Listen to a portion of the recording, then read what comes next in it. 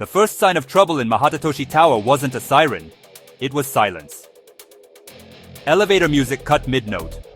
Security feeds blinked once, then returned with a single frame that didn't belong. A hooded figure standing in the rain, red eyes burning through the dark like warning lights in a blackout. The tower's glass skin reflected him 100 times, and still couldn't explain how he was already inside. Xzud0nrin moved the moment the building hesitated. The Guardian's polished armor caught the sterile light of the executive floors, its faceplate angled with calm purpose, more sentinel than soldier. A fingertip brushed the button on the right side of its head, and the machine folded into shadow like it was poured into the corners of the hallway, becoming absence with intent. Then ExGa11aD0n arrived the way disasters do. Not loud, just sudden. One heartbeat, empty corridor. Next heartbeat, cloak drifting.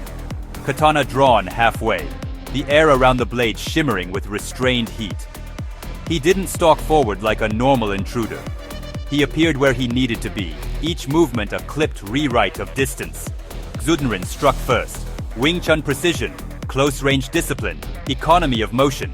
Knuckles snapped into joints, palms redirected momentum, elbows turned angles into traps. For a brief, sharp sequence, the tower became a training hall. The Guardian controlling space, punishing reach, refusing to give the cyborg a clean line.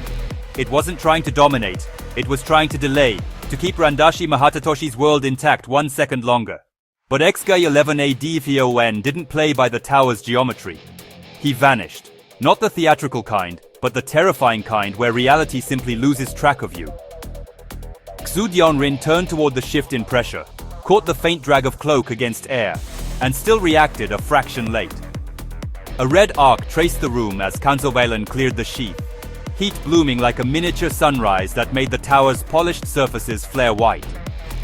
The Guardian absorbed the first cut with armor and technique, turning its torso, shaving the strike off a reinforced plate, refusing to split.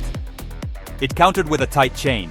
Trap the wrist, break the angle, step inside the blade's path. For an instant, Xzud0nrin had him. The cyborg's sword arm was pinned, his shoulder loaded, his balance compromised, exactly where Wing Chun turns fights into conclusions. Then the conclusion changed. ExGa11aD0n shifted at impossible speed, a violent correction that turned restraint into a mistake. He didn't need leverage, he needed one opening. The katana's thermal edge kissed the seam lines of Xzud0nrin's chassis, not hacking wildly but editing the machine where it mattered. Connectors, actuator housings, the thin truths beneath the elegant shell. Heat and precision did what strength never could. N3rth0u5 fought like a guardian to the very end, shadow blending, reappearing with intercepting strikes, trying to keep itself between the threat and the tower's heart. Even damaged, it stayed loyal, almost tender in its refusal to abandon its purpose.